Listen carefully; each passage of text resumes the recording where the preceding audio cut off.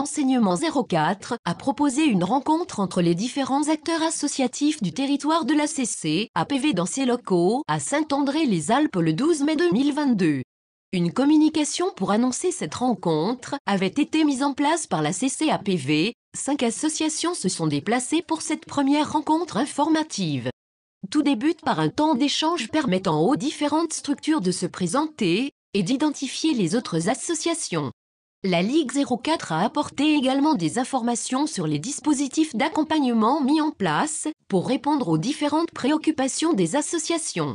La Ligue de l'enseignement 04 est un lieu de ressources où les porteurs d'initiatives collectives, les responsables d'associations et les bénévoles peuvent trouver un accompagnement pour mettre en œuvre des projets collectifs ou gérer leurs activités au quotidien. Lise Limonier, je suis chargée de mission vie associative. J'anime le centre de ressources vie associative au sein de la Ligue de l'enseignement des Alpes de Haute-Provence. C'est-à-dire, je conseille, j'oriente, j'informe les porteurs de projets associatifs, les bénévoles sur toutes questions liées à la vie associative.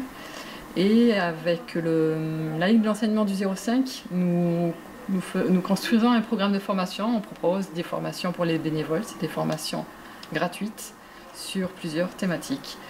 Et voilà, aujourd'hui, le but, c'est de me présenter, d'expliquer en fait ma fonction, ce que je fais au sein de la Ligue de l'enseignement, et de parler aussi des formations des bénévoles qui peuvent intéresser les associations.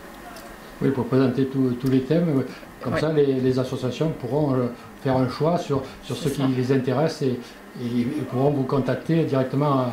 Exactement, oui. Là, c'est à Digne. Alors, on a 2 sites sur Digne et Manosque, mais c'est plutôt Digne, oui. C'est plutôt Digne qui... Oui, c'est plutôt Digne. Pour les formations qui se déroulent à Digne. Ou bien alors, on essaye de toucher le territoire un peu plus large au niveau du 04. Ça peut être Digne, Manosque, Fort-Calquier.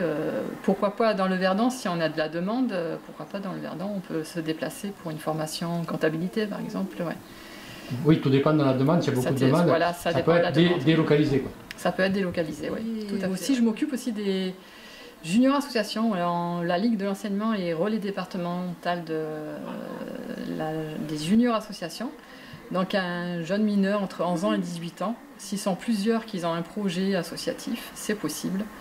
Il faut contacter la Ligue de l'enseignement et après, on les met en lien avec le RNJA. Et il y a un dossier d'habilitation à faire, mais c'est tout à fait possible aussi. Ouais. Donc ça permet aussi d'en parler aussi. Le public ne connaît pas la démarche junior association.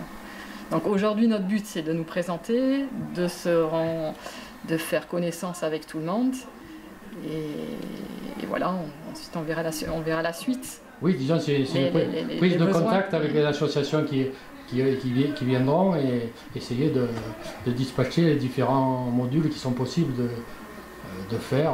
C'est ça. Ou d'apprendre ou bien de se former, quoi. Oui, voilà, ouais. Alors les thématiques, c'est par exemple préparer sa demande de subvention, faire un budget prévisionnel, initiation à la comptabilité, c'est les fondamentaux. Hein. Oui, c'est les bases. Oui, c'est vraiment les bases. Même tout ce qui est conseil, information aussi, c'est des premières informations qu'on transmet. Mais oui, là, c'est vraiment les bases. Ça c'est des formations qui reviennent, hein. Compta, budget prévisionnel, demande de sub, responsabilité des dirigeants, comment mobiliser les bénévoles, alors ça c'est plutôt dans le 05. Dans le 04 on va y réfléchir aussi. Rédiger les statuts aussi, comment rédiger les statuts. Oui, c'est des fois un peu... Ensuite on organise des rencontres associatives comme celle d'aujourd'hui, mais ça peut être d'autres rencontres associatives qui se transforment plus en atelier qu'au développement. Ouais. L'autre thématique, il y a être employeur associatif aussi. Une association qui veut devenir employeuse. Quelles sont les démarches Quelles sont les démarches à faire Ou alors, déjà une association qui est déjà employeuse et qui a besoin de conseils, de renseignements. Ouais. De conseils un peu plus pointus que... Voilà, oui. Donc ça peut se faire. Et il y a stratégie de communication externe aussi. Donc on est dans une société où justement la communication est importante. Donc cette formation est présente. Et on est ouvert sur d'autres thématiques si les associations sont demandeuses aussi. Et après vous dirigez sur d'autres structures qui sont plus spécialisés Oui, on oriente les associations vers d'autres professionnels, suivant les demandes, si c'est des demandes plus poussées. Et au niveau des formations, oui, il y a d'autres associations, comme l'association Béa Balex, qui est sur Marseille. C'est une juriste qui anime cette formation, donc c'est des formations plus poussées, oui. Donc ça peut être une solution aussi. Qui permet de donner d'autres solutions. Oui, c'est ça. Le dispositif local d'accompagnement depuis janvier 2020, la Ligue de l'enseignement 04 est porteuse du DLA, un dispositif public qui permet aux associations employeuses, structures d'insertion par l'activité économique et autres entreprises d'utilité sociale de bénéficier d'accompagnement sur mesure afin de développer leurs activités, de les aider à se consolider et à créer ou pérenniser des emplois. Je m'appelle Camille Mullier, je suis chargée de mission DLA, c'est le dispositif local d'accompagnement qui est porté par la Ligue de l'enseignement. Donc je suis salariée de la Ligue de l'enseignement qui porte ce dispositif depuis 2 ans, enfin c'est la 3e année cette année. Le principe du dispositif, c'est d'accompagner des associations employeuses ou toute autre structure de l'économie sociale qui a des salariés pour les aider à se développer et à pérenniser leurs emplois et plus généralement leurs activités. Voilà, donc là c'est ce qu'on vient présenter ce soir, les 2 dispositifs d'accompagnement à la vie associative portés par la Ligue. Et le DLA en particulier, le principe c'est de bénéficier d'abord d'un diagnostic complet de sa structure sur un peu tous les domaines, donc le fonctionnement, l'organisation interne, la gouvernance, le projet, le modèle économique, balayer un peu tout l'ensemble des points. Et puis pour voir ce qui fonctionne moins bien, et puis quels sont les besoins d'accompagnement.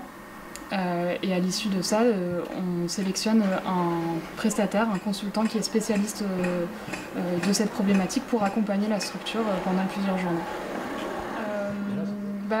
En tant que chargée de mission DLA aussi, mon rôle c'est aussi peut-être de coordonner une sorte de parcours d'accompagnement. Et le DLA est une brique de ce parcours, mais parfois il y a aussi d'autres dispositifs ou d'autres acteurs qui peuvent intervenir.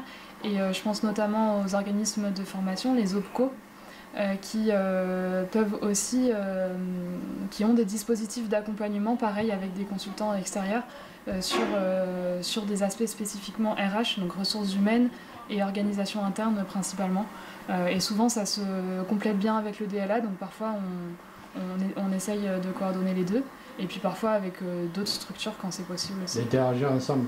Voilà, c'est ça. Un accompagnement qui est gratuit puisque c'est un dispositif public qui est financé par l'État et par la Banque des Territoires. Donc il est totalement gratuit pour les structures. Là, jusqu'à présent, là, j'ai parlé surtout de l'accompagnement individuel, mais le DLA, ça peut aussi être un accompagnement collectif. Il y en a environ 3 par an sur différentes thématiques. Par exemple, là, à partir de la semaine prochaine, il y a un accompagnement de 4 jours sur les outils de pilotage et de gestion économique. Donc ça va être 4 journées espacées de 15 jours qui vont regrouper plusieurs associations de différents secteurs d'activité et qui vont leur permettre de travailler sur les outils de pilotage. Oui, sur des thèmes spécifiques. Les associations peuvent, lors de ces événements, peuvent discuter et voir qu'il y a un thème qui pourrait être vu ensemble et vous pouvez rentrer dans ce cadre-là. Par exemple, oui, après on peut effectivement, si on constate un besoin spécifique, enfin le principe c'est ça, c'est on constate un besoin spécifique et on réunit les associations qui sont concernées pour les accompagner collectivement si c'est possible, ou bien individuellement si c'est mieux. D'accord.